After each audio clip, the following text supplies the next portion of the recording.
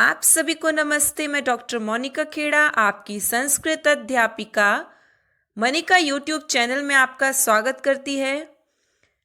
बच्चों, आज हम क्लास 9th में प्रयोग की जाने वाली संस्कृत की 2 पुस्तकों के बारे में आपको बताएंगे, जिसमें से पहली पुस्तक है शैमुषी प्रथमो भागः नवम कक्षायाः संस्कृत पाठ्य पुस्तकम।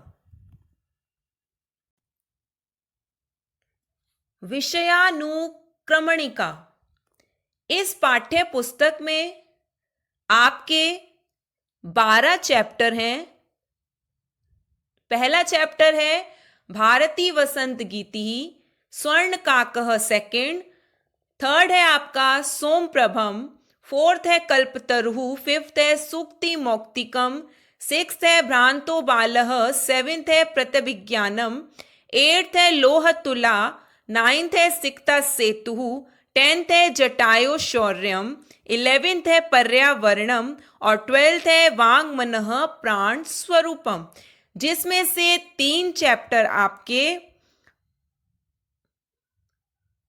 सीबीएसई सिलेबस में नहीं है, तो आपके टोटल चैप्टर हो गए 9 चैप्टर आपके कोर्स में है।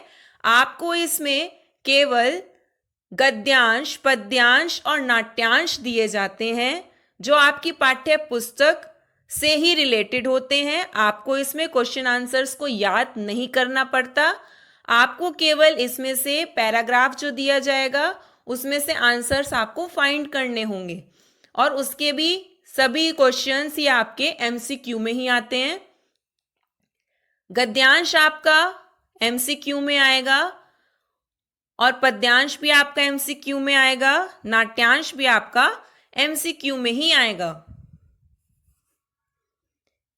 इसके बाद आपका घटना क्रमानुसार आता है, जो आपने 8th क्लास में भी किया होगा। बस आपको चैप्टर्स की हिंदी क्लियर होनी चाहिए, और ये चैप्टर्स आपके 1 पेज के या हाफ पेज के ही हैं। इसमें आपको कोई भी लॉन्ग क्वेश्चन याद नहीं करना है, कोई भी आपको शॉर्ट क्वेश्चन याद नहीं करना है।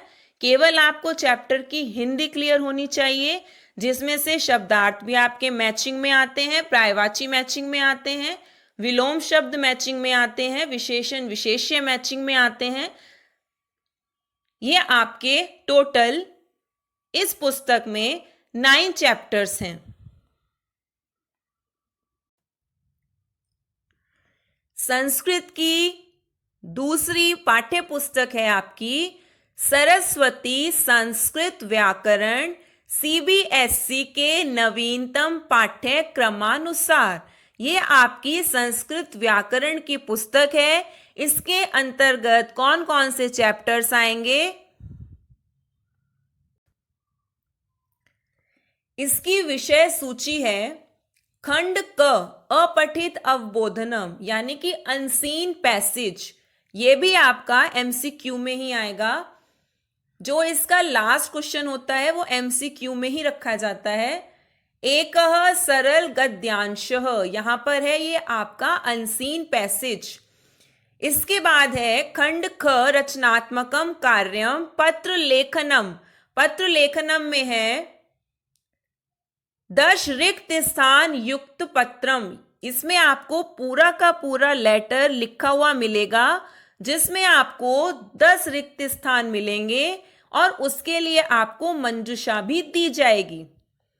सेकंड है आपका संकेतिधारितम अनुच्छेद लेखनम चित्र वर्णनम। इसमें आपको चित्र वर्णन या अनुच्छेद लेखन में से चॉइस है, जिसमें आपको 5 लाइनें लिखनी होती हैं। ये बहुत ही सरल है। खंड 3, इसमें आपका पंच सरल वाक्यानाम संस्कृतेन अनुवादः। ये आपकी ट्रांसलेशन है।